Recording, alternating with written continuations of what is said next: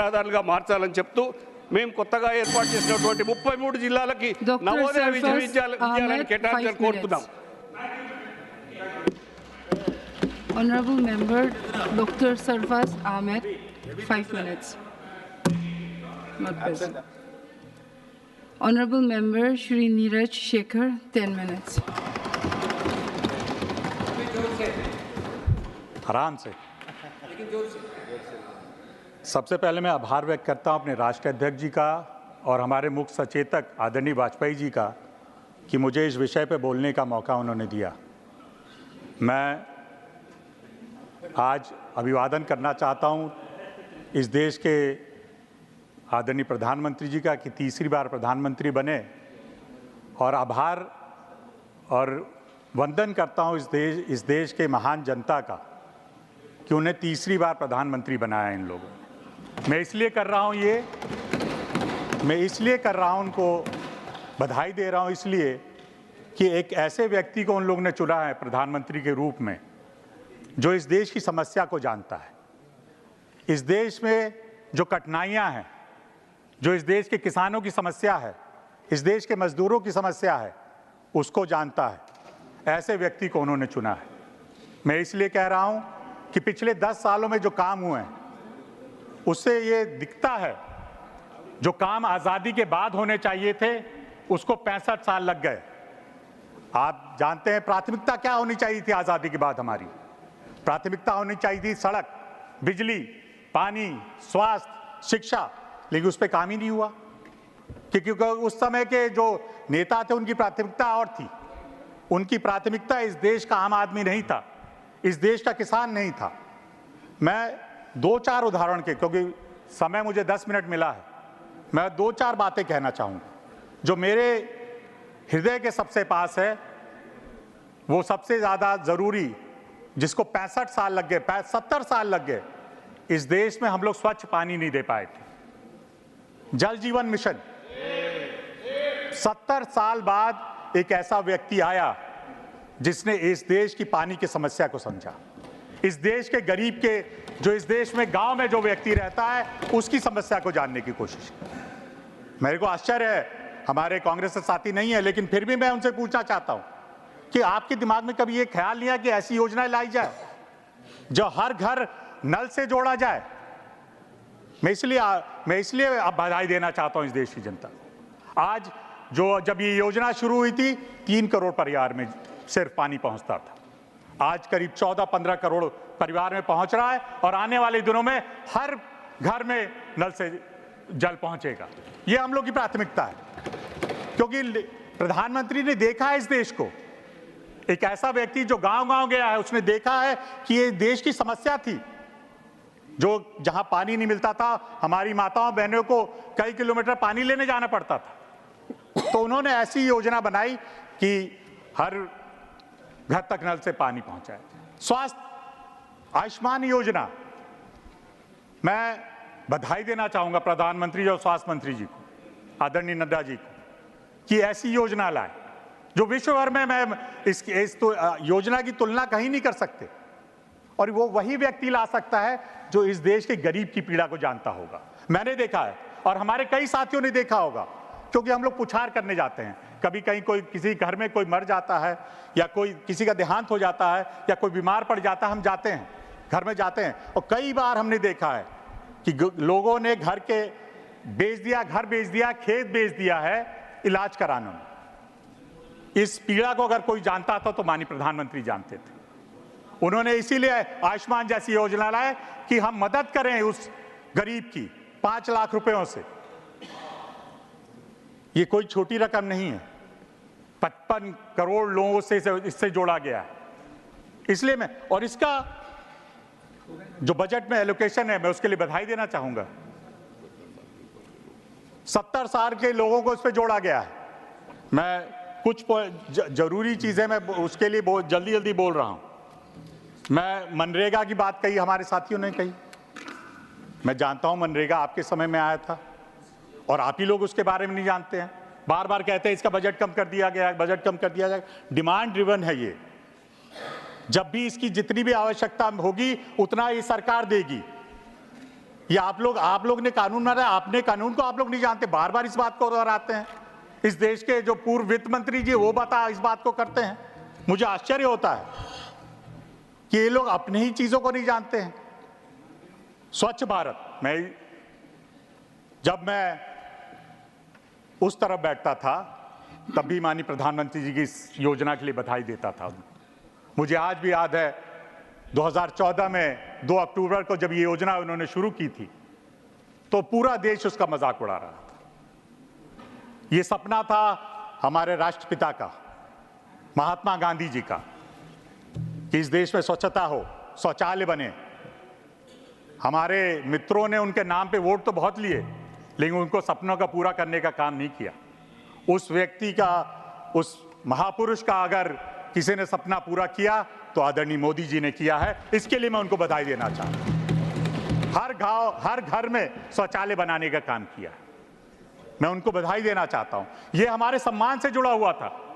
जो व्यक्ति गांव में जाते हैं, रहते हैं, वो जानते हैं कि 2014 के पहले अगर आप शाम को अगर सड़क पे निकल जाते थे और गाड़ी की लाइट जलती थी तो अपनी आंखें हम लोग शर्म से नीचे कर लेते थे। हमारी माताओं बहनों के लिए उन्होंने काम किया है। आज बजट में उसके लिए 7,000 करोड़ रुपए अभी भी रखा गया है। हम लोग चाहते हैं हर घर में शौचालय बने। यह काम हुआ हमारी पिछले 10 सालों की सरकार में। मैं आवास की बात करना चाहूंगा। कितने आवास बने 2014 तक? मैं तो चाहूंगा वित्त मंत्री जी हमारे बताएं कि पिछले 65 सालों में कितने आवास बने। मैं जानता हूं कि हमारी सरकार में हम लोग ने 4 करोड़ आवास बनाए हैं और हमने तय किया जैसे ही हम तीसरी बार आए हैं कि हम 3 करोड़ आवास और बनाएंगे, ग्रामीण आवास। हमने शहरी आवास दिया है, उसके लिए बजट है अलग से। हमको कहा जाता है कि हम अल्पसंख्यक विरोधी हैं। सबसे ज्यादा अगर किसी को फायदा हुआ है शहरी आवास से तो हमारे मुसलमान भाइयों को हुआ है और इसके लिए हमको दोषी ठहराया जाता। अगर हम होते तो हम इस योजना को बंद कर देते। हमारी सरकार, हमारा नेता कभी किसी में भेदभाव नहीं करता है। उसके लिए हर व्यक्ति समान है, इस देश का हर नागरिक समान है। और इसलिए हम लोग इस बजट में आप देखेंगे, मैं तो कई योजनाएं ऐसी हैं। प्रधानमंत्री किसान योजना, मैं इसका जरूर कहना चाहूंगा। हमारे मित्र 6,000 रुपए कहते हैं। मैं जानता हूं कांग्रेस की साथी कभी 6,000 की कीमत नहीं समझ पाएंगे, क्योंकि ये तो लाखों करोड़ों का घोटाला करने वाले लोग हैं। इनको 6,000 की कीमत नहीं समझ में आएगी।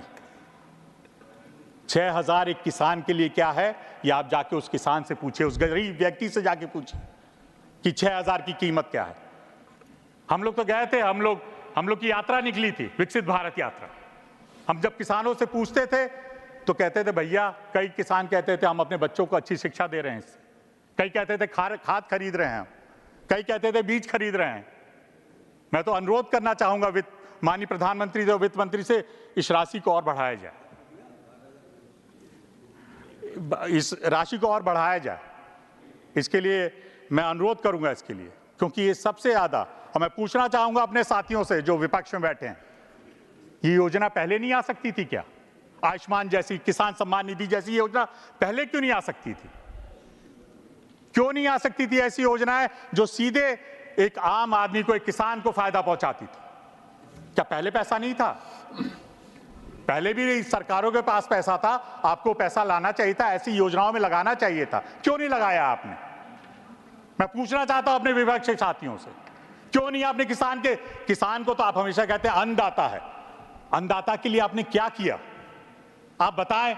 आप लोग कहते हैं ऋण माफी एक बार किया थे, 72,000 करोड़ कहते हैं, 50,000 करोड़ से कम आपने दिया किसानों को। हम तो किसान सम्मान निधि में, अभी आदरणीय अध्यक्ष जी ने बताया, 3 लाख करोड़ से ज्यादा दे चुके हैं। आपने क्यों नहीं ऐसी योजना लाया? क्योंकि पैसा तब भी था, आप जब थे सत्ता में पैसा तब भी था, लेकिन पैसा चला जाता था 2G में, 3G में, कॉमनवेल्थ में। अब वो मैं बोलना नहीं चाहता, कि तो एक लिस्ट थी, करीब 52 घोटालों की लिस्ट थी। कोर्ट ने क्या बोला? कोर्ट तो कई चीजें बोल चुका है। मैं उसके मैं आग्रह करूंगा। मैं तो जो Neeraj ji, you have to conclude. Only 20 seconds are remaining. बस अंत करना चाहता हूं। मैं जानता था मेरा 10 मिनट समय है। ये सब कुछ काम हो सकते थे पिछली सरकारों में, लेकिन उनकी इच्छा शक्ति नहीं थी। मैं हमेशा बार बार इस बात को इसलिए दोहराता हूं, एक गरीब की पीड़ा, एक किसान की पीड़ा वही समझ सकता है व्यक्ति जो उस दौर से गुजरा। मेरे पिताजी मुझसे कहते थे कि भूख तुम लोग क्या समझोगे। मैं आज वो बात स्वीकार करता हूं। आज हमें भूख लगती है तो हम लोग चले जाते हैं कैंटीन में, वड़ा खाए, डोसा खाए, लेकिन जब मैं तब समझ सका पीड़ा, जब हमारे क्षेत्र में आज से 12 साल पहले एक व्यक्ति भूख से मर गया। 2 दिन तक खाना नहीं खाया, वो भूख से मर गया। Please conclude. तो मैं यही कहना चाहता हूं, पीड़ा वही समझ सकता है जो उस दौर से गुजरा। माननीय प्रधानमंत्री उस दौर से गुजरे हैं, उन्होंने इस देश को घुमा है। बार बार लोग कहते हैं कि सूट बूट की सरकार और बड़ी सरकार, ये व्यक्ति स्कूटर और मोटरसाइकिल पे घुमा है इस देश में, बसों में घुमा है, ट्रेन में घुमा है। वो समझ सकता है कि मैं तो रेल पे पहुंचना चाहता था सर, कई लोगों ने रेल पे बोला है, लेकिन मैं अंत में अपनी एक व्यक्तिगत अनुरोध माननीय वित्त मंत्री से करना चाहता हूँ। मेरी व्यक्तिगत अनुरोध है। मैं पिछले 16-17 सालों से ये बात बार बार सुनता आया हूं सदन में, और मुझे पीड़ा होती है। इसलिए पीड़ा होती है क्योंकि व्यक्तिगत रूप से मैं उससे जुड़ा हूं। जब लोग कहते हैं 90-91 में जब मेरे पिताजी प्रधानमंत्री थे तो इस देश का सोना बिक गया, सोना गिरवी रखा गया। कई बारे बात कही जाती है। मैं चाहूंगा वित्त मंत्री जी से एक अनुरोध करना चाहूंगा कि इस पे एक व्हाइट पेपर आना चाहिए। मैं जानना चाहता हूं कि ये कारण उस समय जो पिताजी मेरे पूर्व प्रधानमंत्री चंद्रशेखर जी थे, उनके 8 महीने की वजह से था कि उसके पहले जो सरकारें थी, जो 80 के दशक में सरकारें थी, उनके कारण। मैं कई बार कहना चाहता हूं, हर वित्त मंत्री से मैंने ये अनुरोध किया है, और इसीलिए मैं फिर से ये अनुरोध करना चाहता हूं कि इस पे व्हाइट पेपर आना चाहिए। तक क्या कारण था? जो आर्थिक रूप से सबसे संकट का काल था, उस समय का था, उस पे एक व्हाइट पेपर होना चाहिए। यही अनुरोध और विनती करना चाहता हूं। मैं फिर से अपने सभी नेताओं का आभार व्यक्त करता हूं और इस बजट का समर्थन करता हूं। धन्यवाद।